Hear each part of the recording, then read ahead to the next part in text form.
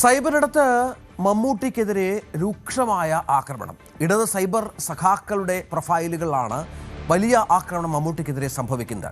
മറ്റൊന്നുമല്ല, കഴിഞ്ഞ ദിവസമാണ് എറണാകുളത്ത് വി.ഡി. സതീശൻ പങ്കെടുത്ത പരിപാടിയിൽ വി.ഡി. സതീശന്റെ സ്വീകരണ യോഗത്തിൽ മമ്മൂട്ടി പങ്കെടുക്കുകയും സതീശനെ പ്രശംസിച്ചുകൊണ്ട് സംസാരിക്കുകയും മറ്റും ചെയ്തത്.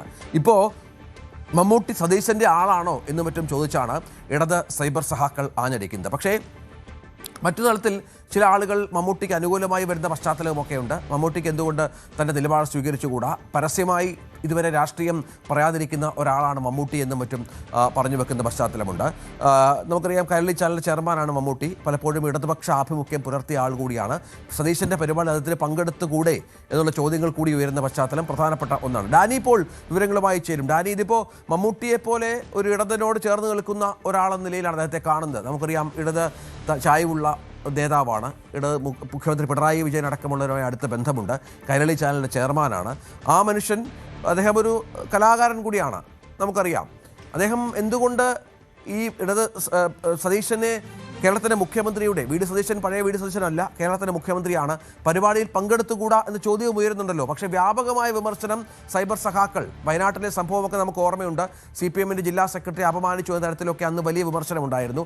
അതിൻ്റെ കൂടെ ഒന്ന് കൂട്ടിച്ചേർക്കാം ഇതിനെ, അല്ലേ, വേണമെങ്കിൽ?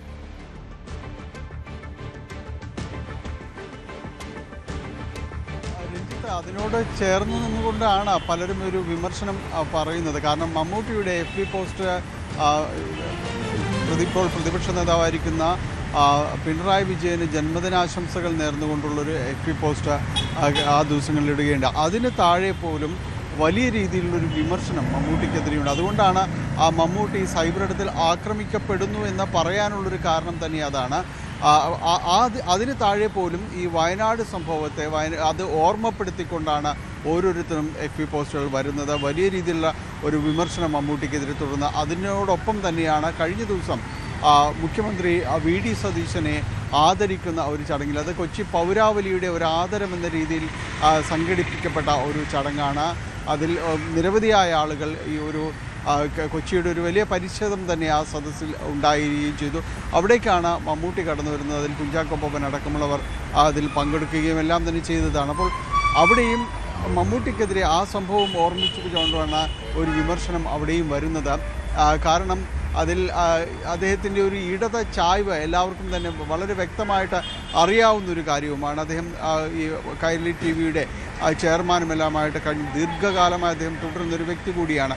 പക്ഷെ അതിനെല്ലാം അപ്പുറം അദ്ദേഹം മലയാളത്തിൻ്റെ ഒരു സാംസ്കാരിക മുഖമാണ്. അത് ആർക്കും നിഷേധിക്കാൻ കഴിയില്ല. ഇന്ത്യയിലെ തന്നെ ഏറ്റവും അറിയപ്പെടുന്ന ഒരു അഭിനേതാവാണ്. ഇതെല്ലാമാണ് അദ്ദേഹത്തിന് വിപുലമായ രീതിയിലുള്ള സൗഹൃദങ്ങളും കാര്യങ്ങളും എല്ലാം ഉണ്ട്. അപ്പോൾ കേരളത്തിൻ്റെ മുഖ്യമന്ത്രിയെ ആദരിക്കുന്ന, അല്ലെങ്കിൽ അവിടെ ഒരു അദ്ദേഹം കൊച്ചിയിലാണ് താമസിക്കുന്നത്, കൊച്ചിയുടെ ഒരു ആദരം എന്ന രീതിയിൽ പറയപ്പെടുന്ന, അടയാളപ്പെടുന്ന ഒരു ചടങ്ങിൽ എന്തുകൊണ്ട് അദ്ദേഹത്തിന് പങ്കെടുക്കാൻ പാടില്ല? അദ്ദേഹം അവിടെ എത്തേണ്ട ഒരു സാന്നിധ്യം തന്നെയാണ്. ഒരുപക്ഷെ ആ ചടങ്ങിൻ്റെ ഒരു കളർഫുൾ എന്ന് പറയാവുന്നൊരു സംഭവം മമ്മൂട്ടിയുടെ ഒരു കടന്നുവരവോടുകൂടി തന്നെയായിരുന്നു ഇന്നലെ അതുണ്ടാകുന്നത്. അപ്പോൾ അങ്ങനെ ഒരു ചടങ്ങിൽ അദ്ദേഹം ഒരു സാംസ്കാരിക നായകൻ, കൊച്ചിയുടെ മുഖം എന്നെല്ലാം പറയുന്ന ഒരാൾക്ക് അവിടെ പങ്കെടുക്കാൻ പാടില്ലേ എന്നൊരു മറുചോദ്യം തന്നെ ഉയരുന്നുണ്ട്. അതിനെ അദ്ദേഹത്തിൻ്റെ രാഷ്ട്രീയവുമായി ചേർത്ത് വായിക്കേണ്ടതില്ല എന്ന് പറയുന്നു. പക്ഷേ ഇവിടെ സംഭവിക്കുന്നത് തിരിച്ചാണ്.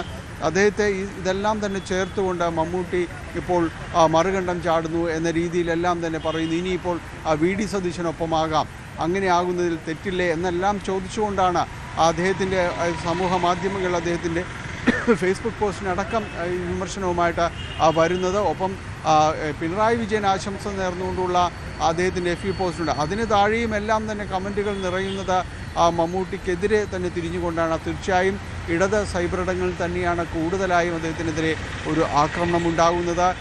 വളരെ നിശിതമായിട്ട് തന്നെ അദ്ദേഹത്തെ വിമർശിക്കുന്നുണ്ട്.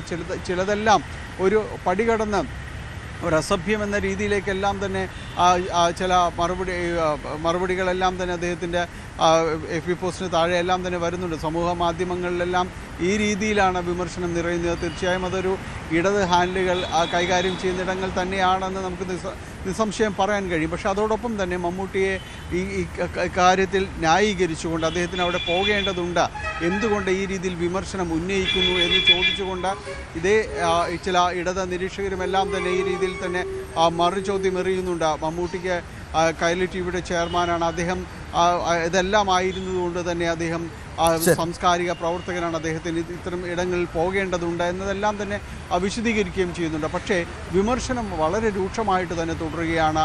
മമ്മൂട്ടിക്കെതിരെ ഇടങ്ങളിൽ നിന്ന് തന്നെയാണ് സൈബർ ആക്രമണം വരുന്നത് എന്നത് തീർച്ചയായും മമ്മൂട്ടിക്കെതിരെ വ്യാപകമായ സൈബർ ആക്രമണമുണ്ട്. കൂടുതൽ വാർത്തകൾക്ക് news 18 Keralam YouTube channel subscribe ചെയ്യുക.